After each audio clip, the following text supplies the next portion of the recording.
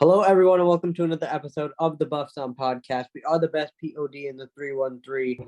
We're a little short-handed today. Connie and Gabe are out on vacation, so they left the guy who's been here for every single episode so far in Valley, and then you got me. We're fresh off of the Pistons' heartbreaking loss to the Wizards after a Daniel Gafford tap-in to end the game. The second time that had happened since the All-Star break, of course, everyone remembering the Wendell Carter Jr. tap in as well. Valley, I know it was just a rough one. How you feeling? I feel all right. Had this happened maybe 20, 30 games ago, maybe even 10 games ago, because I was a bit upset when it happened against Orlando, I'd be feeling a lot worse. But honestly, I was watching with my buddy Alan. We saw the final tip-in go in. We looked at each other and we laughed a little bit because we know the tanking circumstances. I am kind of curious to see gauge what the general view is in those situations, or are people genuinely rooting for us, not to get the win, to secure those tanking odds? And that tankers is heating up, us and Houston tied on 15, San Antonio with 16. I'm curious to see how people are, how Pistons fans support their team in this situation. So like for you, for example, what do you say? Are you happy that we're losing? Or are you going oh man, tough loss?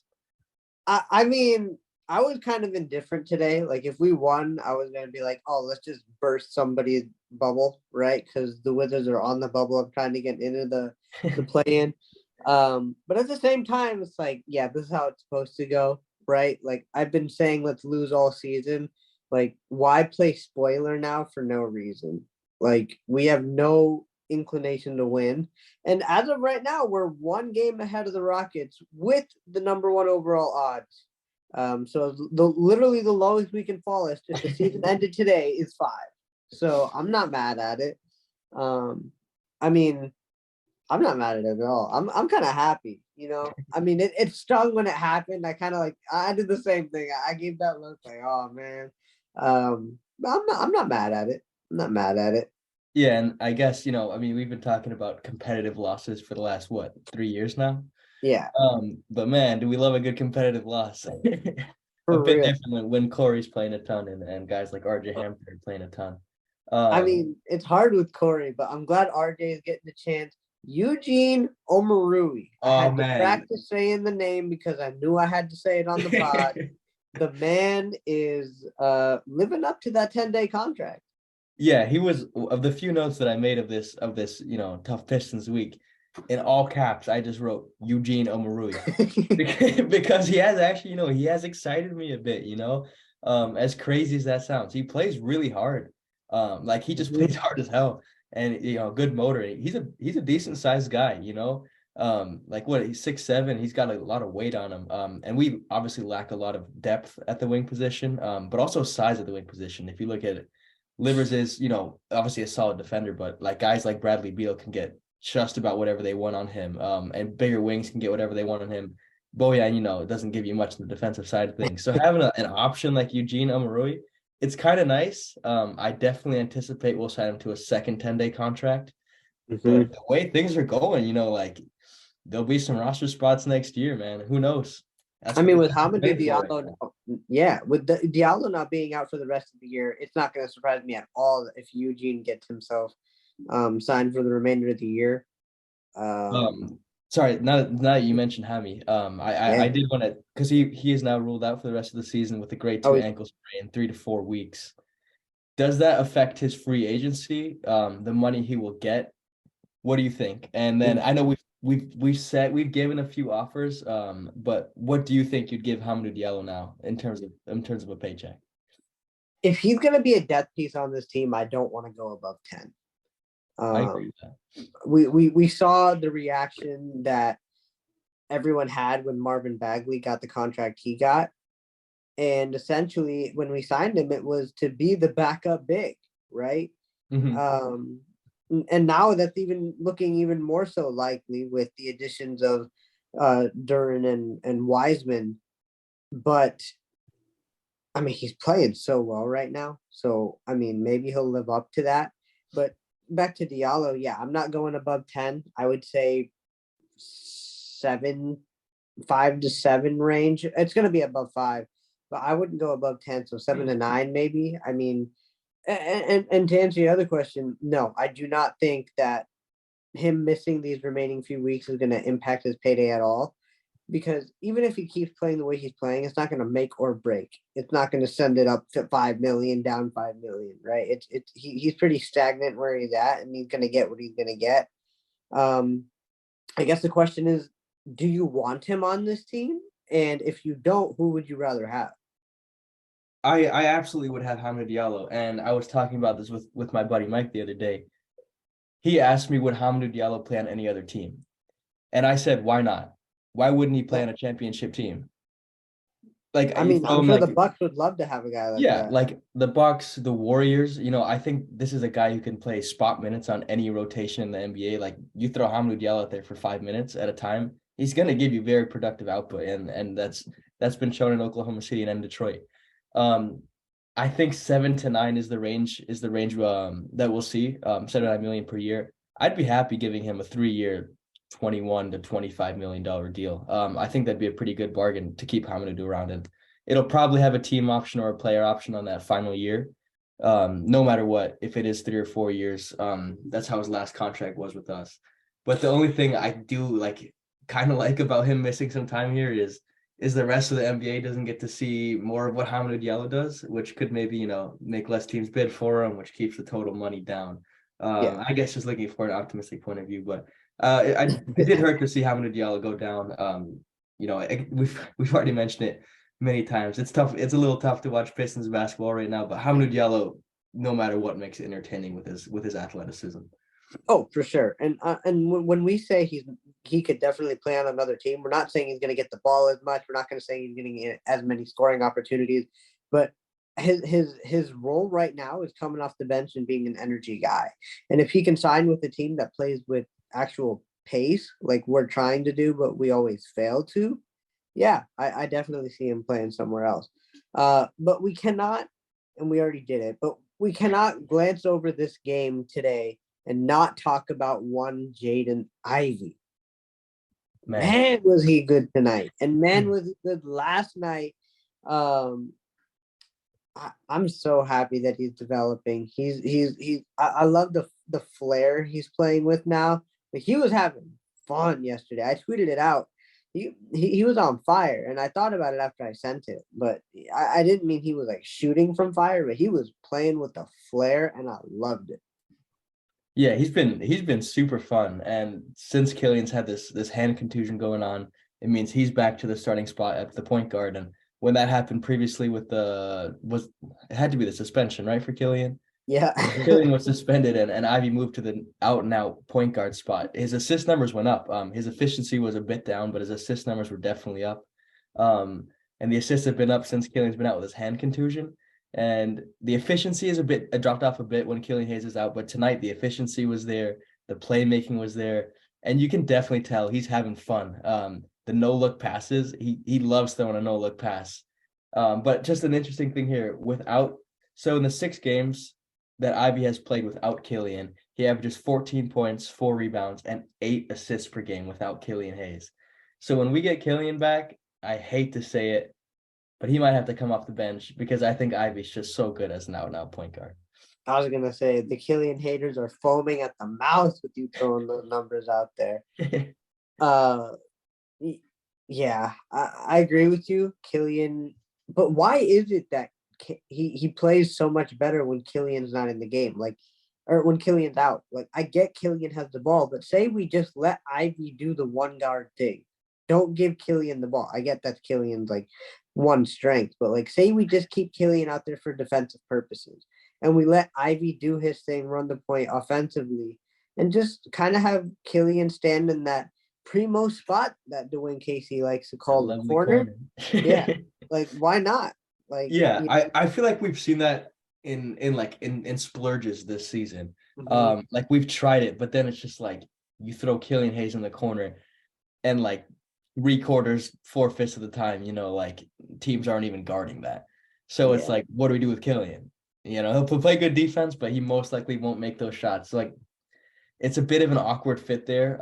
On the bright side of things, it won't be an awkward fit once we replace Killian Hayes with Cade Cunningham next season, obviously, because with Who's Cade, throw who's him in the that? corner. I mean, you don't want Cade in the corner, but like you can do it every now and then because Ivy's so good, and if you kick it out to Cade, he'll probably knock it down. Oh yeah. Um, but I don't know. Gabe said many pods ago that Killian's only strength is kind of as like a 3-and-D wing, but he's obviously not a wing, but just kind of like that 3-and-D persona. And I could see that as a future for him, being a very like off ball guard, kind of like Marcus Smart, although he's doing a bit of ball handling, which is a guy's name we've thrown around with the comparisons to Killian Hayes. But yeah, I mean, I would love to try that, honestly, just a whole game, sit in the corner if you're open, which you're gonna be Killian Hayes, shoot the ball, and we'll let Ivy run the show. I'd love to see it. I'd love to see it too, but Killian really needs to be more efficient. Ever since he had that huge upswing that we've talked about on this pod so many times before, his numbers have not been the same. But since I think it was the All-Star break, he's come back. I've loved the defensive energy he's come with. He's had stretches where his passing has kind of led the way for the team and led surges, but he needs to take those 5 to 7 minute spans and expand them like times three, because he needs to be able to do these things consistently, not only if you want the spot on this team, but if you want the spot in the league. Oh yeah, big time. Who else we got to talk about? We got to talk about James Wiseman. He's I mean, we've talked about it again. I say this every pod, but we talked about this on the pod too, how he's how our guards never feed the bigs. Speaking of Killian, like we've texted about it. How sometimes there's a lob available, but Killian always goes to the kick out pass. But look what happens when we're feeding our bigs. Like we're starting to feed the bigs now, and we're starting to see some real results. It kind of started, I think it was in that Toronto game. We started off by feeding Wiseman first couple plays of the game, and now we have the two big lineup with him and Bagley in there. I'm loving every second of it. Just every time Bagley makes a shot, I feel like that's development. Every time Wiseman touches the ball, it's development. And I'm loving everything I'm seeing out of Wiseman. Bagley being more aggressive defensively, contesting shots, disrupting shots.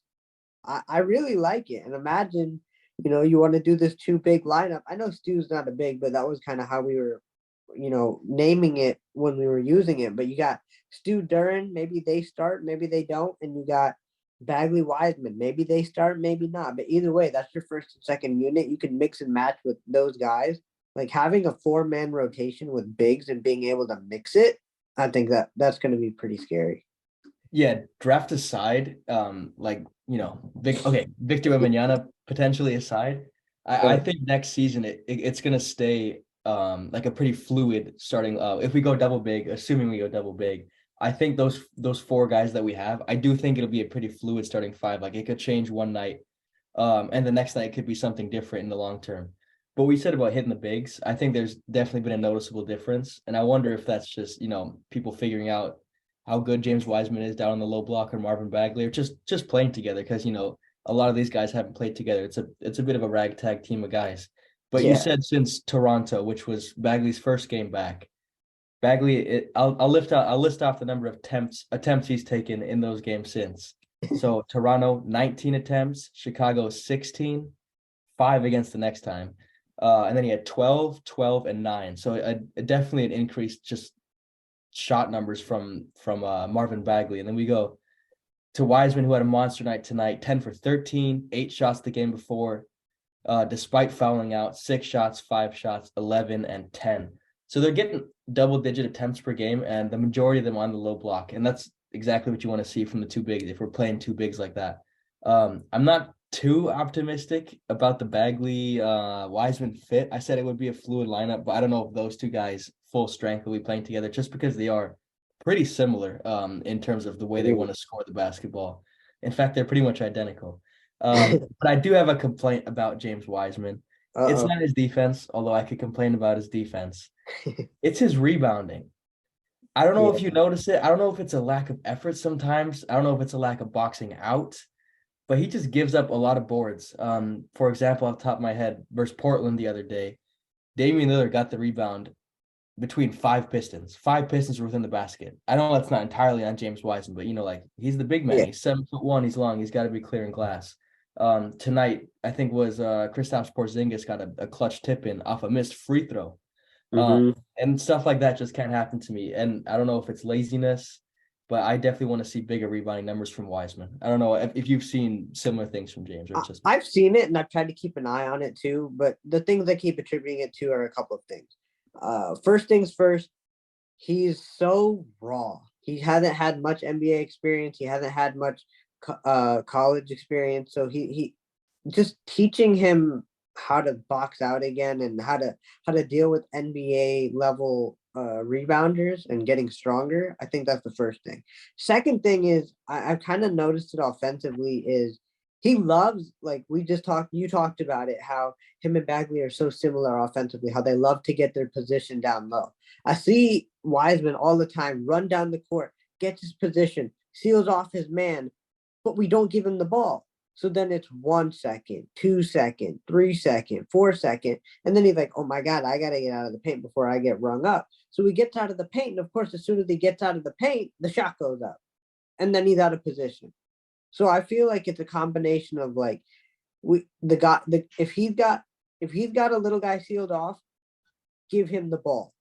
And if Wiseman doesn't get the ball after, he needs to wait a shorter amount of time before he realizes, okay, they're not giving me the ball. Let me get into a position to uh, be the offensive big. I'm not going to score on this possession, but I can still be effective. And I think that's something that we need to work on as a team. Another thing you had mentioned was like, there's no real like, these guys haven't played a lot together. We've seen that today with Ivy running down the floor, had a fast break. He had Wiseman, but wanted to take it himself and ended up kind of running into Wiseman, tried flipping it back to him for no reason, and it ended up in a turnover. So I think it's just a lot of Wiseman getting stronger, Wiseman learning when to call off his offensive mindset, and the guys feeding the bigs. I know we talk about it all the time, but man, is it frustrating. I thought today was the day because Wiseman had 8 of our first like four, how many are like 14, 15 points. He Yeah, came out really hot is the point yeah, I'm trying to make, and there was an obvious notion of feeding him, although there are a few tip-ins in there. yeah. And it is so easy to forget that this guy didn't play college basketball. And then the whole Warriors era, him being at the Warriors was a weird situation. I still don't really get how that didn't work out at all. But it's easy to forget how little NBA basketball he has played. So I guess that does make me feel a bit better there.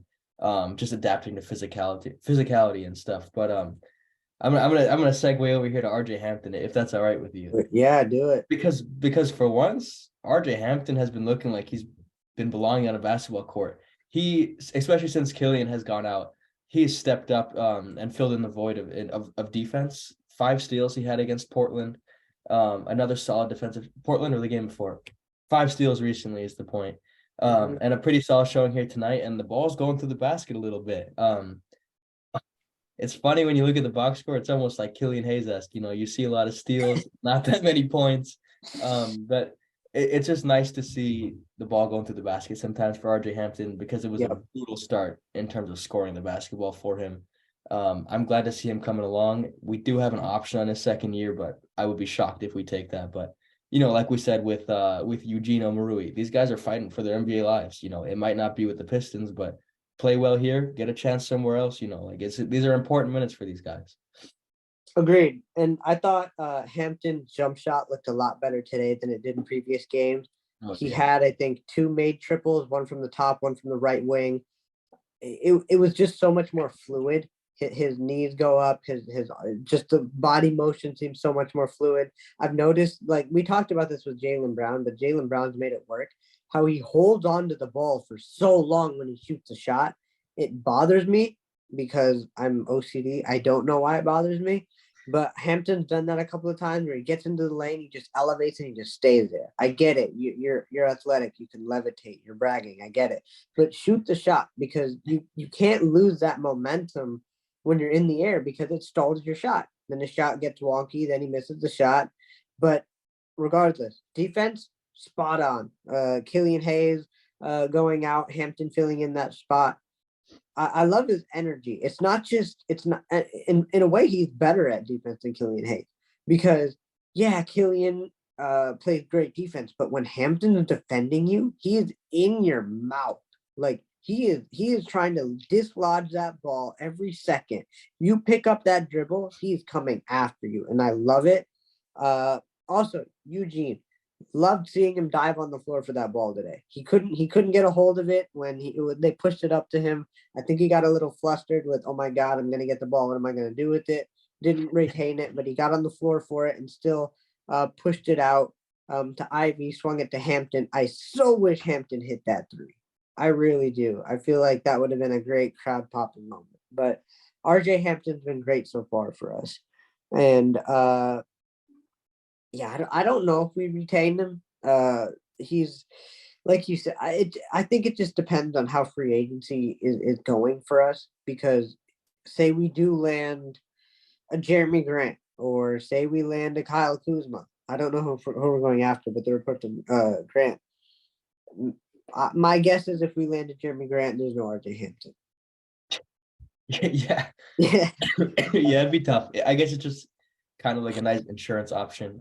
I love it though. I love it that we're in the spot to give these guys an opportunity. And look at the games that these guys are playing. Like if you were to start this year and you were to say, all right, Jaden Ivey, James Wiseman, Marvin Bagley, Eugene.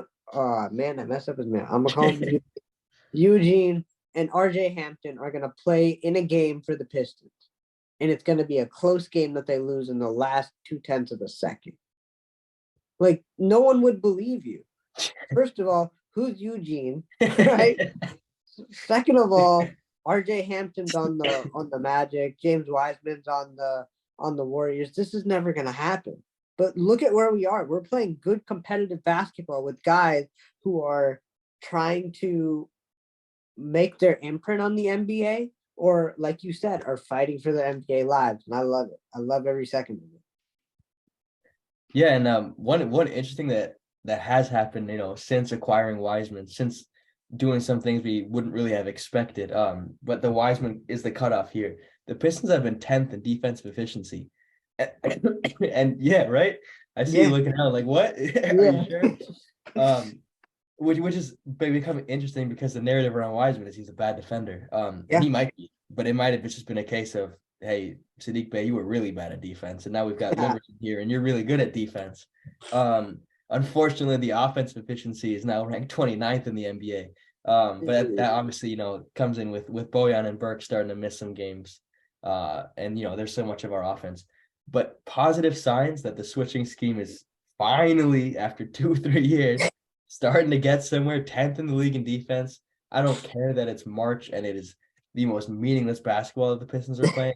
If we're 10th in defense, man, if you told me we got out of the bottom 10, I would have had a smile on my face. But to be in the top 10 is, I think, something very positive we can take into this offseason and the next season. And I think we talked about it on our post All-Star break impressions. And Connie was like, I just want to see this team play some defense. And we're like 29th right now. I think we can get up to 25. Nah, dude, we jumped up like 20 spots. Like that's incredible. The amount of effort that we are playing on defense, and like you said, the switching scheme, the rotations, they've just been so much better. And it's nice to see this fluid defense. And when there's an open guy in the corner, they think about it. They don't shoot now because our guys are closing out and they're not jumping at the guy. They stay down and they're able to stay with them on the drive. And it's been flawless, not flawless, but it's been a lot better than it has been in the past. And it's great to see. And I think I sent it in the chat. Those two lineups of guys that have really good defensive ratings, like I'm happy seeing those lineups. I don't have it pulled up here right now, but I think one was like Killian, Ivy, Bogey, surprisingly, Stu, and Wiseman. Like that's a great defensive lineup besides Bogey. Like sub out Bogey for Livers, and I'm cool with that. And like you said, Wiseman's not the greatest defender, and he's got room to grow, no doubt. But his size and length just causes so many disruptions, so many detours. I love it. Like he didn't even have to jump today. I didn't even think he had his hand up. and it threw Bradley Beal off on a floater. Yeah, I know exactly what you're referring to. That exact moment. I agree with you. And the other lineup was Corey Joseph, Alec Burks, Hamidou Diallo, Livers, and Wiseman. Guess who's the common thread in both of those? James Wiseman. Yeah, I mean, like you said, I don't know if Sadiq was bad. I missed Sadiq, but James Wiseman has really put a smile. Like, it's hard to watch these games because you and I are huge Killian supporters, so at least we watch for Killian. Killian goes down, and now we're like, all right, let's watch for Ivy. But now we're having more reasons to watch. Yeah, there's no Duran. Yeah, there's no Stu. Yeah, it's fun seeing Bogey get hot, but he's gone too. I love watching Wiseman and Bagley just do their thing, and it kudos to them because they've been the only two bigs, uh, playable bigs for the last few games, and they've done a really, really good job. I think you said Wiseman fouled out, but I don't think both Duran and Stu were out that game. But I think they've done a great job of both staying out of foul trouble, both playing by themselves, and both playing simultaneously. And like you said, you don't think Wiseman and Bagley can play together, but towards the end of the I think it was the end of their stints together, Bagley was the one spotting up on the wing and taking catch and shoot threes. So I kind of like the idea of giving them the opportunity to shoot threes, because if one of them can start hitting them at a semi-respectable clip, then I think they can both play together. Yeah, and now is the time to experiment with that. Like Marvin hit a couple of he hit a big three against Portland as we were trying to make a nice little comeback. And it's nice to see that from Marvin, because for a while Casey was trying to make him into the guy that could be in the corner and be a threat from outside the arc. And with Wiseman, we've seen him take a few jumpers. We've seen him hit a few jumpers, one or two threes, but I'm not too sure about the mechanics of his jump shot so far. But so if I had to pick between one of them, I could see Marvin Bagley being a little bit more respectable from outside the arc. But yeah, why not get your shots up now? I'd love to see them both shoot 2 to 3 attempts per game as we wind down the season here. Especially if some of our guys are going to be out for a longer period of time. Yeah, no doubt. And I'm with you. His shot mechanics are a little wonky, and I think they look better from inside the arc than out. But give him the John B line, let him work on it a little bit. If Killian Hayes can actually go through a stretch of making threes from where his shot was, yeah, I think James Wiseman can too. Any other notes you got you want to touch on? Yeah, can I just like list off some names for you and tell me if you think they're gonna play another game this season? Ooh. Because just before this, we saw Casey say that we'll keep an eye on Bogey and Burks moving forward. Which I got a feeling I know what that means. Make of that what you will. But right. I'll start with Burks then. What do you think Alec Burks will play again this season? All right. Let me pull up the schedule real quick. Let's see. We're 15 and 51. All right. So what? 16 games left?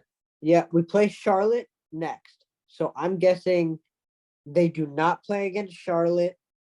I don't think they play against the Pacers.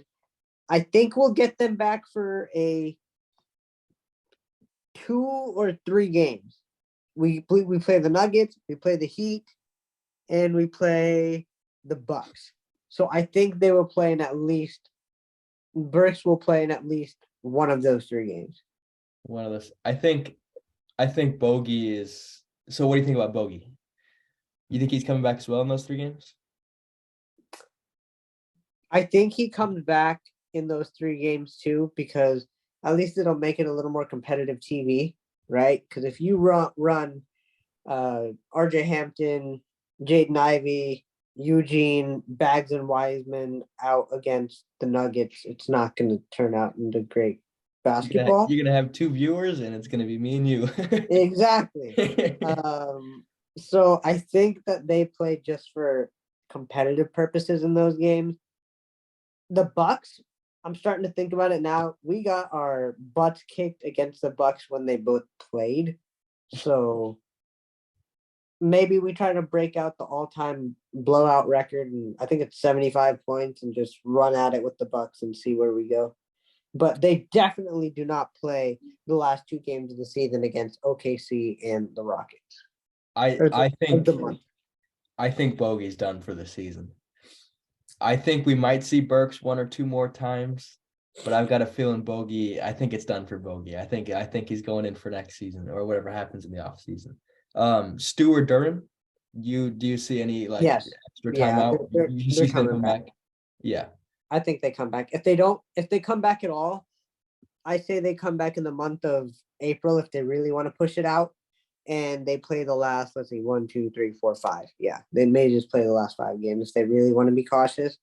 If not, let's just have fun with it. Throw them out there. I want all 4 of the bigs out there so bad. Um, I just want to see, minus Cade, Bogey, and Burks. I just want to see everyone else just play because Diallo's out, so that's unfortunate. But I just want to see everyone else play for the remainder of the season and just see what happens because this is exciting basketball for us as Piston fans because it's make or break time for a lot of these guys. I've said this multiple times before, but I would love to see Isaiah Stewart come back, and I want to try him with 2 other bigs. With 2 other bigs, Yeah, I want to try him. If we can do I it kind of with want to. Eugene Amarui, you're telling me we can't do it with Isaiah Stewart? I would love to see it, and I think defensively it would be one of our best lineups. Like we go out there with Killian and Jaden, and then we go Stewart and insert other 2 bigs. Like I'm watching that game closely. It might be ugly, but I'm gonna have fun watching that game because I we can think throw Stewart in the corner, we could throw Marvin Bagley in the corner, and have Duran I was Duncan. gonna say Wiseman, but Bagley works too. You know what? Screw it. Let's just run out like Killian, 5 bigs. Stu, yeah, Bagley, Duran, Wiseman. What the hell? We got nothing to lose at this point. It's like the Nuggets did that in their first game in the bubble. They started Jokic and Plumlee in the backcourt. Really? Oh Yeah, my. and they won. The Magic did. Oh my God. The Magic did something big like that too. They went like Paolo, Bol, Franz, and Wendell. Like that's huge. Yeah, man, I would love to see it, man. If only we had Bol. If that went through, that guy could fit right into that scheme. That would be scary. Having Bol, James Wiseman, Marvin Bagley, Isaiah Stewart, and Jalen Duren. I'm fine with it. Run it. The thing that scares me about the Magic, though, they got 2 cracks at the apple to try to get that 1 pick. Yeah, right. I've thought about that, but like, I don't know. I think either of those picks just won't be good enough because Orlando's a pretty decent team. Like they've taken a decent jump this year, so their pick themselves is obviously low odds. But I just don't want to believe it, so I'm not going to think about that. Well, here's something for you. The Magic are only in 5th. They have the 5th best odds to get the 1 pick. Yeah, that's not too shabby. That's not too shabby. I mean, they're only 1 spot behind the Hornets. So, I mean, it's tight. It just scares me. I do not want Wemby on that team. I don't want him on the Magic. I don't want him on the Rockets. For his sake, I don't want him on the Hornets. The only place I want him outside of Detroit, or I would like to see, it's just like an NBA fan, the NBA fan side of me, is San Antonio. I think that'd be awesome. Popovich would love it, man. That's the Tim Duncan reincarnation right there. That's the only place I like to see outside Detroit, obviously. The Bulls have the 7th best odds. Could you imagine? Really? They just played it out. They get Lonzo back, Zach LaVine, DeMar DeRozan, Nikola Vucevic, and Victor Wembanyama. Wow, if I'm them, I'm tanking every game now. For real. The Pacers are also at the 6th best odds. That would tick me off kind of. Yeah, bit. Pacers got a nice core going on.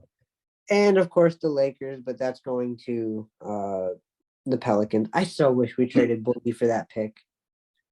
Yeah, man, that would have given us more hope. It would have. I mean, not much because they're at 9th, but still, I still having 2 first round. The Magic have 2 first rounders, and I like imagine getting both the Thompson brothers. Like that's crazy, or Nick Smith and Cavante George. Like there's so many options the Magic could go in here. Their future is like I like the Magic. I mean I hate them because they wanted to they won't fight, but players wise I like it. Yeah, no, I dislike them as well as a rival, but they do have a nice core that they have cooking up. Really quick on you mentioned a few draft guys. Has your stance on Brandon Miller changed? Should he be available after his gun incident? I'm I mean me as a person, I think no. Because I just don't agree. I get it. He's a great ball player. I get it. But at the same time, like he made light of a very serious situation, and that just didn't sit right with me. Yeah, yeah, definitely not a good look. And I guess on the subject, John Morant. What do you think anything's gonna happen with him? Any serious suspension? No, because he's a big draw, and the NBA is just gonna suspend him for until they feel like it blows over, and then it's gonna be done.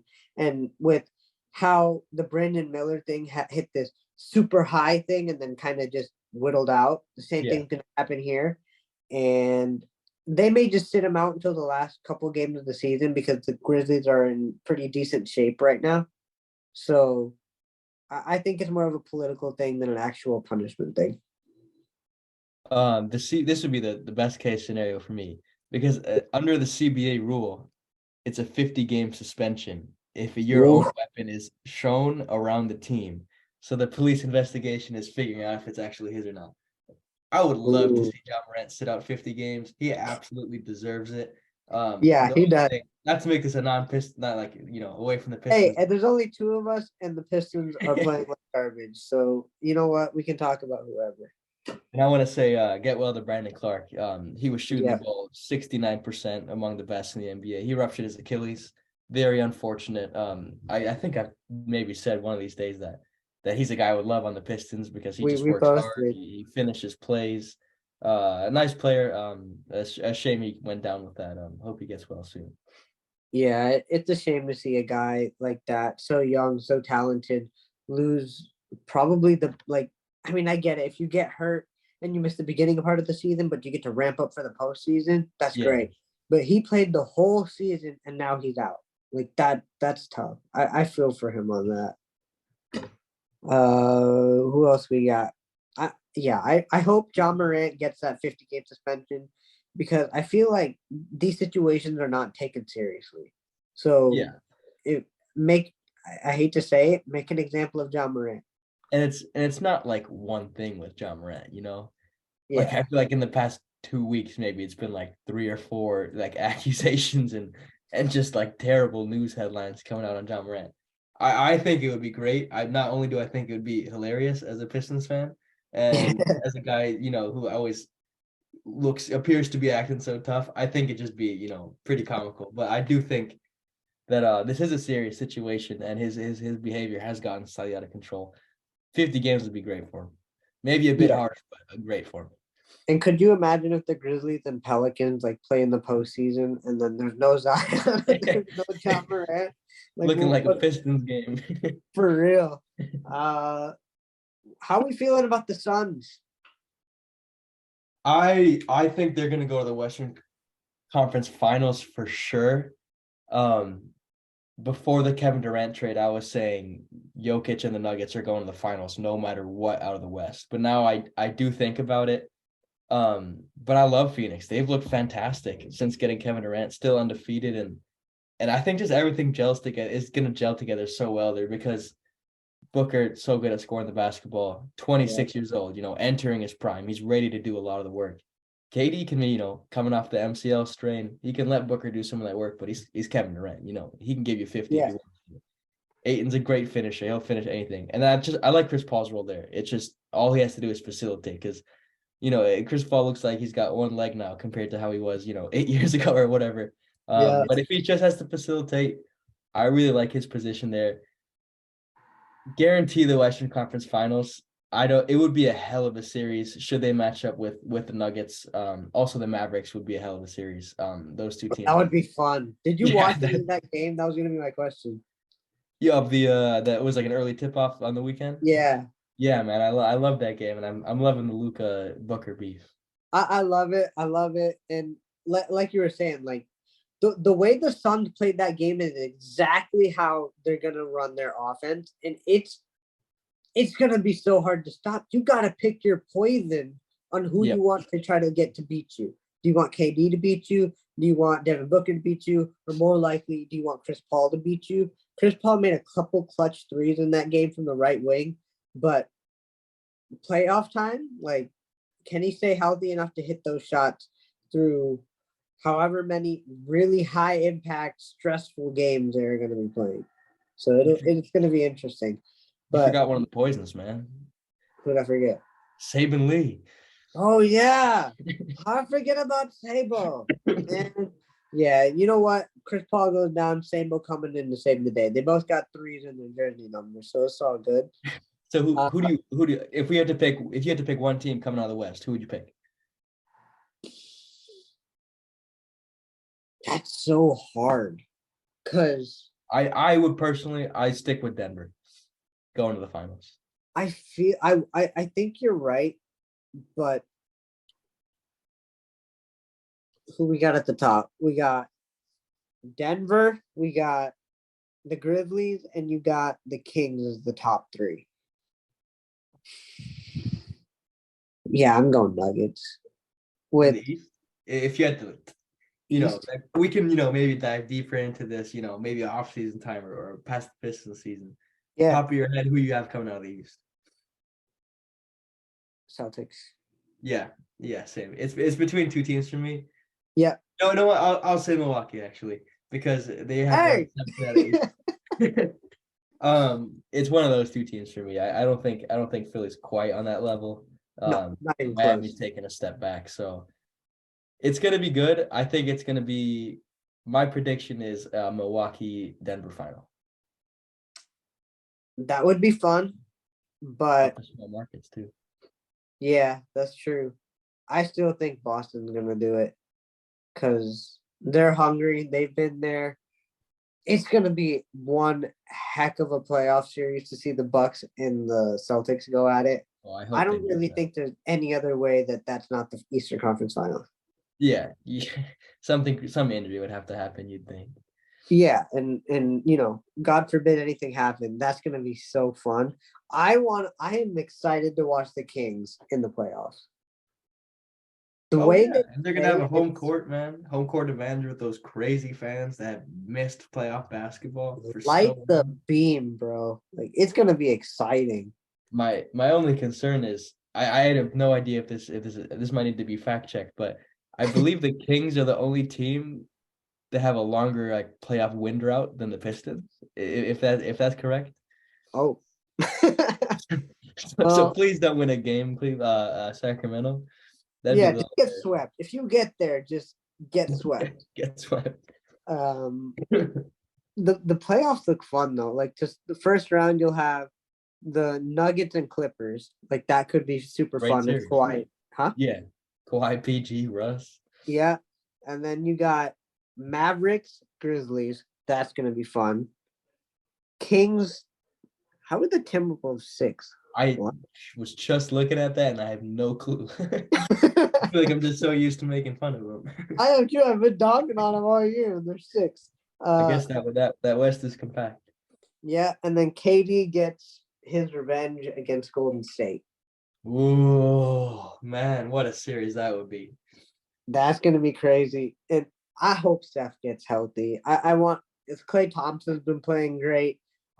Just give us some fun basketball. I'm pleading to the basketball gods here. I'm just pleading. We're running out of the Warriors era is running down here. It'd be great to get. I know we thought the last one was the last run, but just let us see these healthy guys like a couple more times. It's good to We have Steph keep back. saying the last run, but then they just pull some rabbit out of a hat. I for sure thought they weren't going anywhere last year, but Yeah, me neither. And the crazy thing is, I honestly could see them like go back this year. All they have to do, if they're healthy, like the sky is the limit for them. I mean I the know fact they that lost, Steph's been out for most of the year and they're still sitting at like fifth which is is incredible, and great. they just got it back on Sunday. So they could, maybe fly up there and move those Timberwolves down. Yeah, yeah. All right, let's play a little quick game here. We'll Yeah. do the on the bubble. So the people on the outside looking in, let's see, how far out are they? 15, 15, 15. Okay, so we'll do these three teams. I'm going to ask you if these three teams make the playoffs or not. Do the Thunder make the play-in? Is this like are you talking just like get in the play-in for these teams Just or, get in or the win a play-in. Yeah, play-in and just be go in the get in the official play-in. bracket? Yeah, Just winning a play-in or just yeah, getting to the play-in? just getting to the play-in. Yeah. Okay, being a top 10 seed. No, I don't think the Thunder make it. So you think they cannot surpass the Trailblazers, or the Pelicans? Man, poor Pelicans, man. They've struggled. Do the Lakers make it? I've got a feeling they do. I know LeBron is out right now, but since they made the moves to revamp their roster, they look great. Anthony Davis has been playing like at a genuine MVP level since those moves as well. He's a great player. As long as he's on the court, he's going to be probably the best player on both ends. I think the Lakers make it. And do the Jazz make it? I think we're No, both in Jazz, good. Jazz Yeah, are going in the opposite direction. Yeah. yeah, they're tanking. All right. Now looking at the East here, not as tight, but the three teams that could do it. Do the Magic make it? I say no. No. Do the Pacers make it? I also say no. Dude, I was looking at this and it might be in the wake of Tyrese Halliburton dropping 40 and 16. I could see the Pacers making a jump because Halliburton is that good. And Miles Turner is like a really solid big. He's been there, he's done that. But I Fair. would still probably have to say no. Yeah. Do the Bulls overtake DC? No, I think Chicago is doomed. I don't know, man. Like the fact that I don't know, just like I know we're the Pistons and like, but the fact that we can't touch the Bulls and we pushed the Wizards down 7 guys to the limit. Just like how do the Bulls not overtake DC at that point? It It's just a makes mystery out there. Like on paper, there's no reason they shouldn't be really good. for But I real. think I don't know, they suck at defense and Yeah, it doesn't help playing Levine, DeRozan, and Vucevic. You're not gonna have a good defense with that, but this is who true. knows, man? I'm just as we look at these, as we make fun of these, or as we judge these fringe bubble teams, I'm just thankful we're not trying to compete with Andre Drummond and Reggie Jackson or Blake Griffin as our best guy, and we're trying to make the 8th seed, man. I'm so glad those days are beyond us. I hope there's better times ahead. We would never make it. Ever. Like if we didn't make it that year, we're never gonna make it. Comparing those teams to what we have today, not a chance. All right, let's circle back to the team that we actually all love and care about. If you're still with us, thank you so much. Really appreciate it. What other Piston topics you got? I kind of skipped over your opinions here, so I'm sorry, but let's come back to that. Do Bogey and Burks come back this season? You touched on it, but let's just run back through it real quick. I think we'll see Burks for a short period of time, and then he will sit out maybe the remaining 10 or so games. And I think Bogey has played his last game of the season already. Stu and Duran. Duran, I want to say yes. And with these guys, it wouldn't be anything about resting them because we're winning too many games. It would just seriously be about the health. I will say yes for Stu. I know Stu is coming back. I've heard some positive things about his injury, but Duran with double ankle soreness. It's not the left ankle. It's not the right ankle. It scares me a little bit, and I know there's no rush whatsoever to get him back. So, I mean, I would love to see him, but for different reasons, I don't think he's going to come back this season. Yeah, I mean, I'm there with you. It's his first NBA season. He's a young kid, so I can see them just letting him sit and chill for a bit. Killian Hayes. Does Killian Hayes come back this season? Yeah, he just was diagnosed with hand contusion, and not a long term injury, so he'll be back. Agreed. Any other One notes? interesting thing with Killian is it's contusion on his left hand. Yeah. So maybe we see some more right hand Killian in the future. No, he's gonna hurt himself again dribbling with the left hand. He's like resistant with that right hand. And Casey's like, I think you mentioned it. Casey said he's been hurt for a minute, so maybe that's the reason his shot's been off. Maybe his left hand just isn't I hope right. so. I mean, yeah, I hope that's the reason. Otherwise, I mean, at the same time, I know we're the Pistons and we're just giving teams opportunities, but he's something. I mean, he was at times perceived to be playing so bad that he shouldn't be on an NBA court, and yet he still gets the starting gig. So I think there's hope for him. Yeah, always is. Yeah, we're a little biased though. What else you got on your list of things to talk about? I'm out, man. You're out. We ran through them. Let's see. We touch on everybody. Corey Joseph. Should we talk about Corey Joseph? Do we give Corey Joseph the light of day? I You mean, know we what? Why can. not? He's been all He's right, done. but I don't want to be sitting here 65 games in a season. We've won 15 games, and I don't want to talk about Corey Joseph. Why He'll not? be on this roster next season, yes or no? Oh, that's tough. Yeah, because Dwayne Yeah. Casey's still the coach. Yeah. Rodney McGruder still on this roster next season. I loved Rodney McGruder. I unironically appreciate him a ton, but I don't think he'll be on the roster next season. Yeah, I don't know. No, I think you're right. But at the same time, there's 15 roster spots. I feel like one or two of them going to go to Kojo and or Rodney McGruder. I wouldn't be that upset having those guys at the end of the bench. Yeah, an emphasis on end of the bench, not in uniform. Yeah. 14 and 15. All right. Well, if you got nothing else, I got nothing else. I caught it this time. We're gonna look at the week ahead here. We're a little late getting to this pod. We had some scheduling issues because we're also busy and popular. Just kidding. School got in the way most of the time. But we got the Hornets coming up, the Pacers. We'll just finish this week off. We got the Hornets and the Pacers the next 2 games. What are you going? Definitely own 2. I think the losing streak will hit 10. Is a chance if we do win a game, I would take it against Charlotte, but I think Indiana with Halliburton is just too much for us right now. Agreed. I don't think we're touching Indiana. And we play Indiana on back-to-back games. Man, we were home for a minute. 5-game stretch. Yeah, nice stretch. Oh, and we played DC again. I'm liking the loss odds here. This is great. Hold on. We're gonna lose a lot of games. This is great. Do we beat the Rockets? I've been rattling my brain with this. It is going to be the worst game in NBA history, man. It is gonna be so ugly. I can't even begin to think of who's gonna be out. I think we'll be starting Eugene Omarui and RJ Hampton that game. You might be right. Well, some random guy in a 10-day I probably will have never heard of in my life will probably be playing that game. Jared Roden and Stanley Umade are going to both get minutes in that game. No questions asked. Buddy Boheim, too. Forgot about Buddy. But, yeah, I think we beat the Hornets this week. I think we beat them. I think we just we're 1 game ahead of the Rockets. We're a few games ahead of the Hornets. So I think we make it look like that we're actually competing. We beat the Hornets and then we lose because we got a nice losing streak coming up. You got coming up. We're 8 games into the losing streak already. We're in it. We got more, but we're gonna win against Charlotte. Remember, I'm calling it. We're gonna play Indiana twice.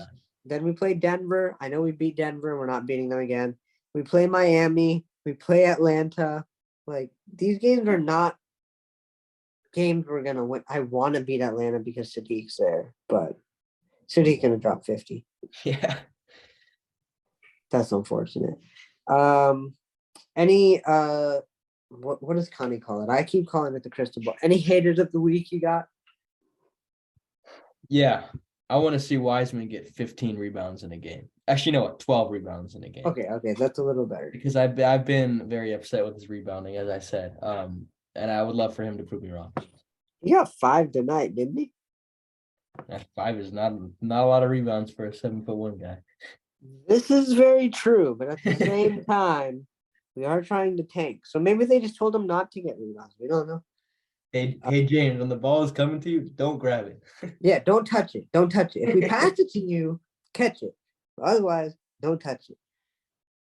I think he gets at least. I think he gets a double against Charlotte. Yeah, I'd love to see it. I would hope so.